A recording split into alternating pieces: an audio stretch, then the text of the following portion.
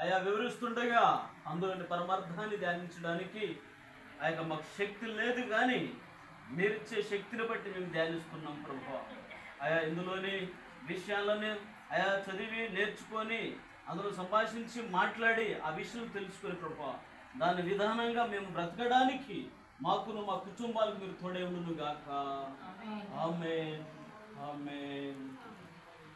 మన ప్రభువు ఏం తెలియపరుస్తున్నాడంటే, దావీదు రాసినటువంటి కీర్తనలో ఈ యొక్క వచనం మనం చదువుకున్నాము. 4వ వచనం, ఒక తరము వారు మరొక తరము వారి ఎదుట నీ క్రియలను కొనియాడుదురు, నీ పరాక్రమ క్రియలను తెలియజేయుదురు అని అంటున్నారు. ఇక్కడ కనబడుతున్న దేవుని ప్రియులారా, ఒక తరము వారు మరొక తరము ఎదుట నీ క్రియ కొనియాడుదురు అంటున్నారు. ఇక్కడ ఏమి జరిగినదంటే, ఈరోజు మనము యెహోవా దేవుని యేసుక్రీస్తు ప్రభువుని ఆరాధిస్తున్నాము అనడానికి సూచన ఏముందంటే, మనమే మన పితరులు మన తల్లిదండ్రులు నేర్పించిన బాటను బట్టి ఆ మార్గాన్ని బట్టి పిల్లలు అనుసరిస్తూ ఉంటారు.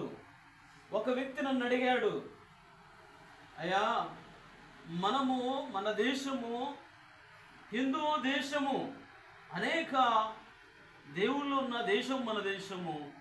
వీరు మన పితరులు ఎలాగైతే ఆరాధించారో, మన దేశం నుండి వచ్చిన పురాతనమైన ఆ యొక్క దేవతల దేవులను ఆరాధించాలి, కానీ ఈ పలానా దేశం నుండి వచ్చిన ఈ క్రైస్తవుని మనం ఆరాధించకూడదు.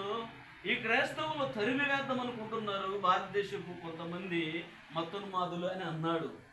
అవును, ఎందుకంటే ఒక పిల్లవాడు ఒక చేనికి వెళ్తే దానికి ఒక కోడినో మేకనో ఏదో దాన్ని బలిస్తాడు.